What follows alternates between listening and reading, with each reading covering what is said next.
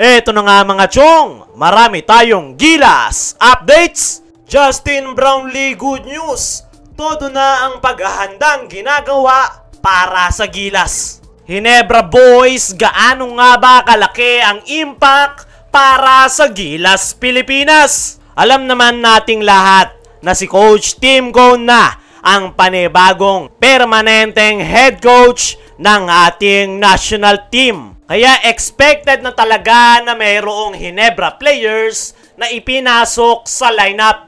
Gaya na lang nitong kanyang paboritong import na ating naturalized player na si Justin Brownlee, Jamie Malonzo at Scotty Thompson.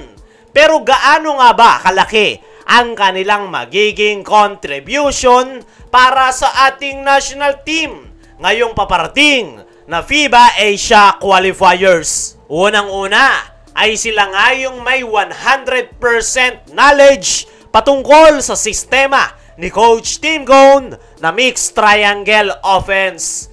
Hindi nga basta-basta yung sistema ni Coach Tim Cone at ang tatlong nabanggit na Hinebra players nga yung pinaka magiging malaki ang role para sa ating national team dahil sila yung mangunguna at gagabay sa kanilang mga Gilas teammates na wala masyadong knowledge sa sistema ni Coach Tim Cone. Pagdating naman sa individual talent, ay malaki ang may tutulong nitong si Jamie Malonzo pagdating sa depensa.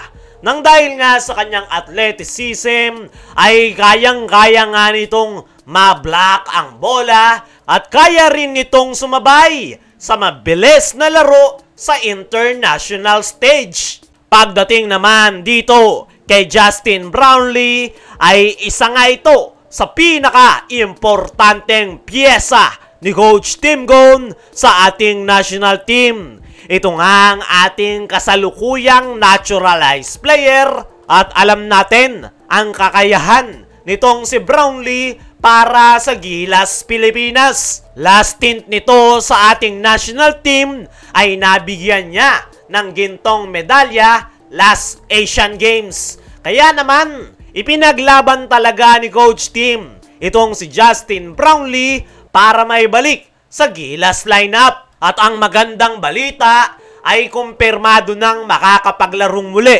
itong si Justin Brownlee para sa ating national team matapos ang kanyang naging 3-month suspension. Pagdating naman dito kay Scotty ay mahina naman daw ito sa international stage at kabado sa free throw area. Yan nga yung mga nakikita ng ilang Gilas fans, probably yung mga Hinebra haters. Pero kung titingnan natin mabuti, ay si Scotty Thompson ang may pinakamalaki at importanteng role para sa sistema ni Coach Tim Cone na mixed triangle offense. Sa Barangay Hinebra nga, ay si Scotty na yung pinagkakatiwalaan ni Coach Tim Cone sa pagtitimon ng kanyang opensa.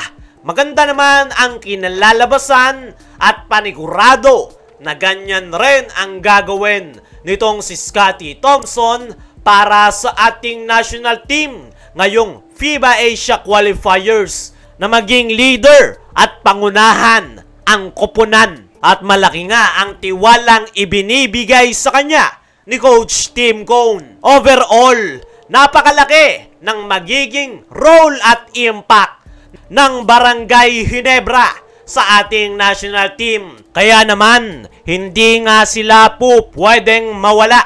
At kahit ano pa ang sabihin ng Hinebra haters, ay Hinebra players pa rin talaga ang may malaking role sa ating national team. Justin Brownlee good news, todo na ang paghahandang ginagawa para sa Gilas. Ito ngang si Justin Brownlee mga chong ay walang oras na sinasayang. Pagdating ng Pinas, agad itong dumiretso sa SMC Sports Complex para magpakondisyon kahit pa hindi pa nagsisimula ang team practice ng ating national team. Sa February 15 pa nga official na magsisimula ang team practice ng Gilas Pilipinas. At hindi na nga makapaghintay si Justin Brownlee, kaya naman agad nga itong sumasabay sa practice ng Barangay Ginebra. Ayon nga sa article ng The Manila Times, plan underway to get Brownlee to shape. Ayon nga mismo kay Gilas Team Manager Richard Del Rosario,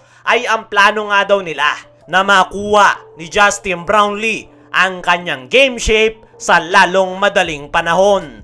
Pero ang magandang balita nga raw ay kahit nasuspinde ng 3 buwan, itong si Justin Brownlee ay nasa game shape pa rin ang nasabing import. Hindi na nga daw niya natanong kay Justin Brownlee kung ano ang kanyang mga ginawa. Pero kitang-kita daw sa katawan ni Brownlee na parang hindi ito nasuspinde at ready to play na. Ayon pa rin kay Coach Richard Del Rosario, ay sobrang saya nga daw nito para kay Brownlee na back on track ng muli ang kanyang basketball career. Sa ngayon nga daw ay sumasabay sa team practice ng Barangay Ginebra itong si Justin Brownlee.